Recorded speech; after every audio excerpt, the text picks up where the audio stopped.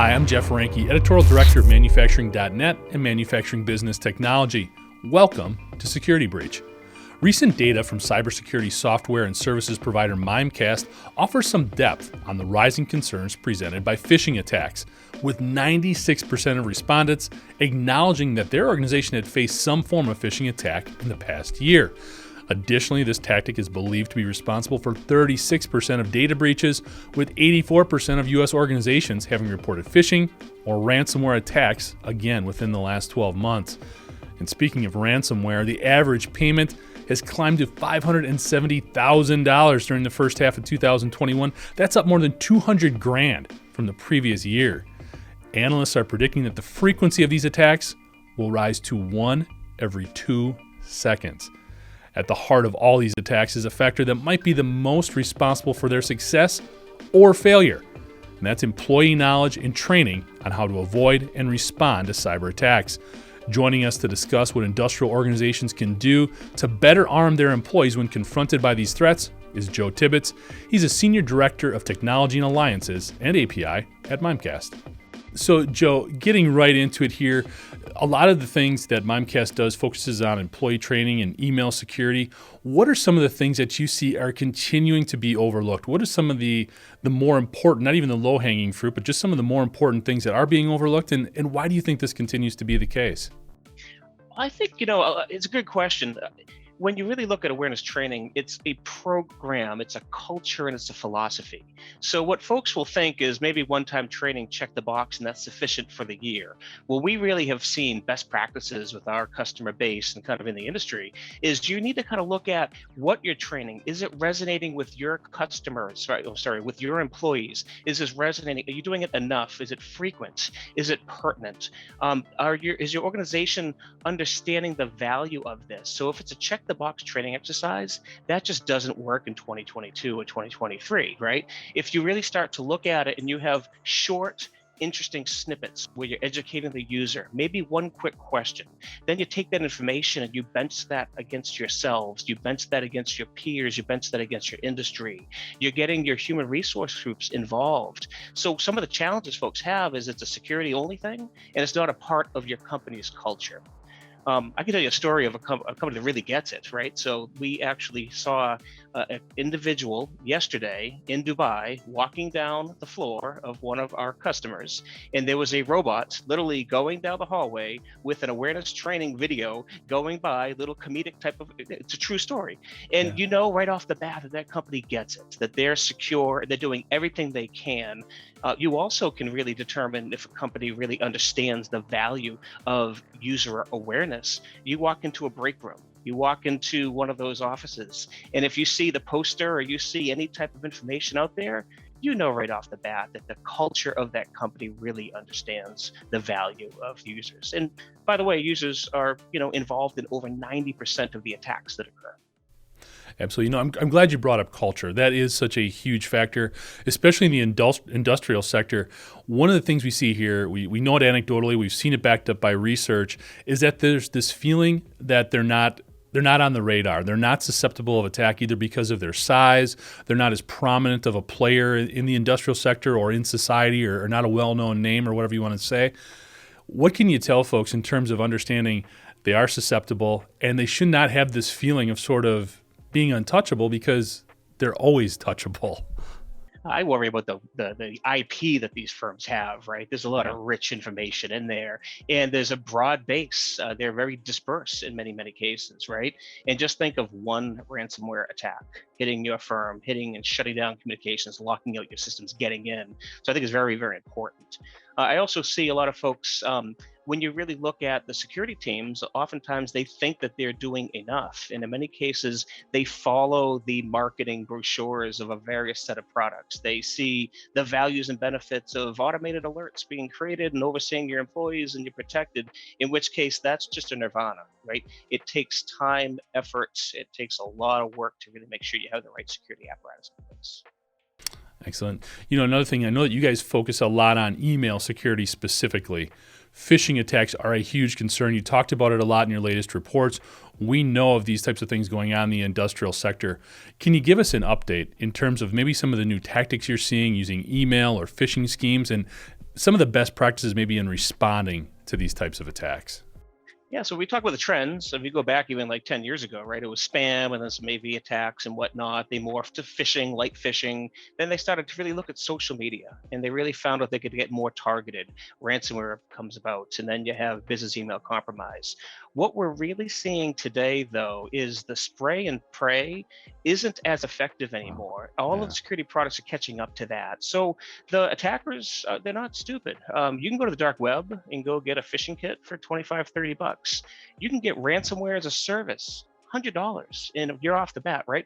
So from that perspective, it takes a little social engineering, and that way you can target those individuals. My personal account, I was attacked literally yesterday. I'm on a little league baseball board, and someone said, "Hey, I'm Wow. another guy," which he wasn't, and said to click on the links of these kids. Who knows what would happen if I clicked on that, right? Yeah. That was my personal account outside of work. So it takes very little effort to have a meaningful attack that may or may not be caught with your security tools you may or may not have employed. To answer your second half of the question, so what do you do in that attack? And our CISO, and this is probably a quote out there in the industry, it's always if you failure to plan is a plan to fail. So really making sure you have your workflows, your incident response playbooks, your tabletop exercises to really understand what you want to do. What's your risk profile? What's your risk appetite? The other area, and my role here at Mimecast is technology alliances. So we're integrated with 60 or 70 different products. And one of the key things, everybody is short staffed. You don't have enough people out there, right? Our customers now are plugged into 3,500 customers are plugged into 225 different security products, meaning that there's an automation going on between the technologies, whether it's endpoint or web security and email security or response. And that's key for you to be able to handle the level of attacks and be able to respond to levels of alerts that hit your organization. Yeah, it's interesting because there's so much going on out there and it's always constantly changing. What advice could you give to some of the folks? It seems like at a lot of industrial facilities, there's one or two people that understand how it is a priority and how it needs a commensurate level of investment and attention and training. It's tough to kind of push that up the food chain a little bit, getting back to some of the culture issues that we talked about previously. What advice could you give to those folks on the plant floor, in the IT department, in helping to get everyone on board sort of further up the food chain? Yeah, I think if you simplify the awareness training, right? Find some engaging ability to educate those users to best practices. It doesn't need to be hard. It doesn't need to be 2 hours of weekly workshops and whatnot. I think from a security team perspective, is making sure you're able to derive the value and the benefits of your security practice and be able to do that to your board, to the directors of IT, across the board, and make sure that your organization has that culture. So start to grow that. Oftentimes it's starting with an awareness training, light version, right? And get people to kind of understand the value. I remember when I first started working 20 plus years ago, and I really had the wrong attitude. I thought if something came across my work computer, I should click on that link and click on the download and do whatever, because that's the Yeah. security team's issue. And what we had to do, and that obviously was the wrong approach, but really kind of change that thinking across the board. Because a lot of these folks, they're not malicious, they're just not aware. Yeah. Yeah. Employees continue to be sort of the number one opportunity and vulnerability when it comes to security in so many ways. So we talked a lot about some of the vulnerabilities and some of the bad stuff. Maybe we can talk a little bit more of the positive things right now. Maybe you can talk a little bit about some of the things that Mimecast is doing to help everybody really deal with a lot of these security issues, especially the stuff that's coming in via email. Yeah, happy to. So I'm not going to talk about the detection capabilities and the efficacy of the tool sets and whatnot. I think that's kind of hopefully generally known, right? We're the best in class email security provider. But when you think of additional capabilities, think of things such as artificial intelligence and machine learning that can actually look at the correspondence between two individuals and provide a banner to that user with a warning by saying, hey, you may have never communicated with this individual before. Are you sure you want to open this email or forward this email, inbound and outbound? We have capabilities on the email internal protection. So if a user is compromised and they're starting to send off sensitive data, there's data leak capabilities off the bat there that we can flag those up if you're sending out any malicious attacks. We have brand protection. So we actually have the opportunity to protect your supply chain, where you can we'll take a look at a number of domains and we'll actually do dark web scanning and identify threats and sites being created to be used before they're even out for the attack. So there's a suite of capabilities that we offer that's broader than just the core capabilities of email security. And I'll give you one more example. Kind of that continued awareness, continued training. We rewrite every URL on click, but we'll often pop up that message. Are you sure you want to click on this link? And we'll actually show the details in front of them. And it's a nice just education opportunity for just simply clicking the link and they hit yes or no. We go through and give them a nice job when they do it right. Interesting. The dark net side of things there, that's always sort of intriguing. Could you provide some examples of some of the different domains that you're looking for and what these domains might be attempting to do or the threat that they represent? Yeah, so if you're xyz.com, I'll just use Mimecast, for example, picking ourselves from a legal perspective. So what we'll actually do is we'll monitor that domain, we'll monitor our logo, we'll monitor our website look and feel, and we have capabilities to scan the dark web, loosely speaking, and we'll look for sites that have a similar logo and a similar setup page where it's being created and potentially sent outside of us. So people are trying to damage our reputation by having a phishing type of attack with Mimecast. So it looks bad to us. It looks bad if that actually happens. So we're actually able to go identify those, and there's a takedown button that you can apply. So it kind of keeps your brand better protected across the board, which is important, especially in manufacturing. So in a lot of these instances, correct me if I'm kind of getting off track here, but we've experienced, I think a lot of people are familiar with email spoofing. You get an email that looks like it's from somebody you know, it's not actually. So in these instances, they could potentially replicate your website, make it look like it's yours, get a lot of valuable information entered there, and use it for nefarious purposes. That's right. And the company can say, sorry, that wasn't really me, but you still look pretty darn bad in that situation, right? So from our perspective, we can protect the brand in general with what we just talked about with the domain spoofing.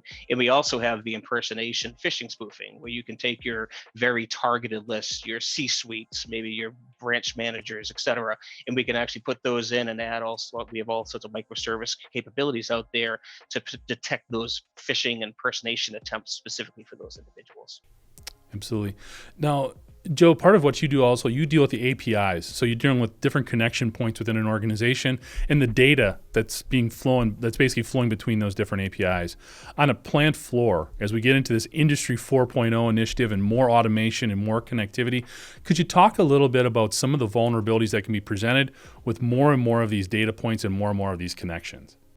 Yeah, so if you think of email, I think right now the latest stats that I've seen are there are over 300 billion emails sent every day from 7 billion mailboxes.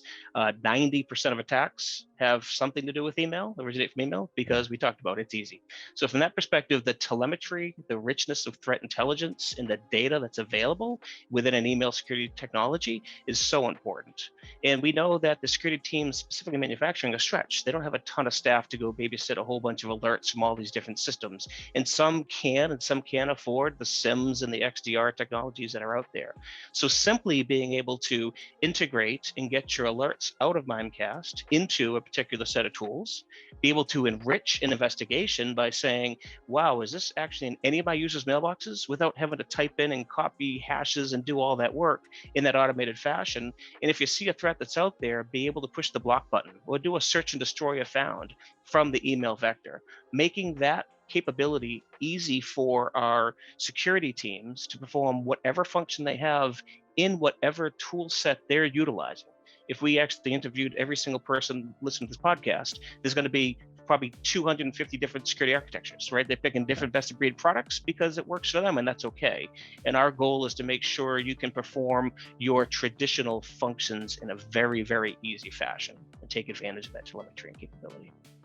Interesting. And this all goes into basically developing that cybersecurity plan. I think when we look at the industrial sector, folks are either in two different places, and it's probably mimics a lot of different industries. They're either starting to put one together just because they're becoming face-to-face with all of these new threats that are out there that have been growing since 2020, or they're trying to constantly change and evolve with the times. So from your perspective, Joe, maybe you could offer some insight on what are some things to consider when initially constructing that plan, and what can you do to keep it up to date as things change? Yeah, that's an interesting question, and probably a whole podcast in itself at the end of the day. um, it's really kind of making sure you have your right trusted advisors there when you put that plan together. We often see a lot of folks having some great success working with their partner to run through a consultation, not a security audit, but one of those types of capabilities. So you really know what your vulnerabilities are. So whether you want to run through any of that type of thing, there's a lot of vendor products out there that can help you across the board. Another best practice is we see a lot of industry forums. So you see it in healthcare, you see it in retail, you see in the Denver CISO groups that they're coming together on a monthly or periodic basis and really sharing best practices and what they're seeing. And they're really building those bonds in their community, in their region, in their area. So a lot of those industry forums I found very, very helpful. And probably the third of three is really when you're looking at you have limited budget, so you look at your kind of best of breed security tools that work for you, identify ones that are open. So that way in the future, you're able to kind of accommodate additional use cases. So when you do your tabletop exercises and come up with the new scenarios, you're future proofing the investments. You're not having to rip and replace in due time. Makes sense. It's interesting too when we look at the industrial sector, they'll have physical inventory knowledge down to the washer and nut of everything in the warehouse or on the plant floor. But when they look at APIs and different data points and things like that, the inventory that they have of that is lacking in a lot of instances, which leads to a less effective cybersecurity or security plan. Could you offer some advice or some perspective there on the need to make sure you're understanding all of those data points and having an inventory of it and what that can do for your cybersecurity plan?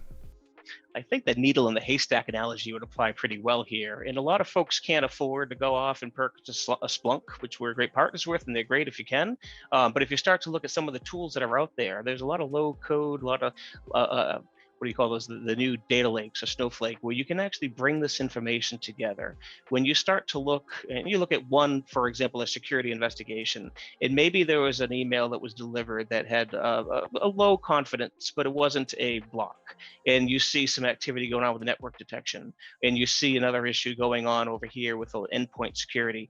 All of those items could be low, but when you bring that together and you can look at the telemetry and create that opportunity to create that alert to say, wait a minute here. So I'm looking at 50 things with this. If there's a little smoke, there might be fire. Makes sense. So looking in your crystal glass here, looking forward, seeing what might be going on in the next 12 to 18 months, what do you think are some of the bigger trends that we're going to be hearing about or things that we need to be aware of looking into the future? So it kind of goes back to the last question you asked, which is kind of like that evolution. So a lot of folks don't have the security staff to be able to handle what they need to do or want to do. What we've noticed here for the last 18 months at Mimecast, and I strongly believe that this is going to be something that really proliferates in the future, is the ability to utilize a managed security service to help your security teams. From our perspective, 18 months ago, we had customers integrated into 2 managed security service providers. Today, we're integrated in over 50, and there's close to 1,000 customers picking their best practices, they're picking their best technologies that work for them. And they do it not just because maybe they've done their analysis and planning and their risk profile says we're not good on weekends or we're struggling at this branch or whatever, but it's really every time you see a threat, you see it for the first time and deal with it. These firms have 1,000 customers they're overseeing, so you get that scale, and they can actually augment your staff at a reasonable price. So I'm just sharing one of the things we're really kind of hearing from our base. Okay, so just an uptick in the use of those services and to supplement and help maybe some small to mid-sized businesses, strengthen their cybersecurity approach. That's right, because they come across the board, right, from MSPs and MSSPs, but they have everything from incident response to threat hunting to SOC as a service.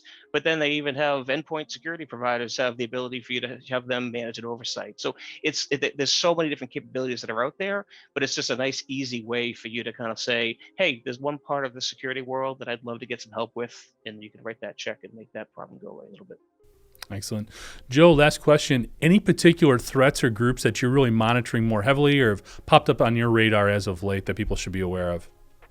What we're really focused on is that social engineering, phishing, impersonation. That's the one area that we're just really drilling into. It's kind of funny. You think of the evolution of the threats and you think of 2022 as being all these deep fakes and all these different types of really exotic attacks. And sure, they're out there, but the bread and butter of what we're seeing now, core, front and center, are those social particular attacks on those very targeted people. So it's that kind of intersection between those two. Thanks, Joe. And for more information on the work Mimecast does, you can go to mimecast.com. Thanks for joining us today. To catch up on past episodes, you can go to manufacturing.net, IEN.com, or mbtmag.com. You can also check Security Breach out wherever you get your podcasts, including Apple, Amazon, and Overcast. Finally, if you've got a cybersecurity story to share or topic you'd like to have us cover, feel free to contact me at jeff@ien.com. For Joe Tibbets, I'm Jeff Ranke, and this is Security Breach.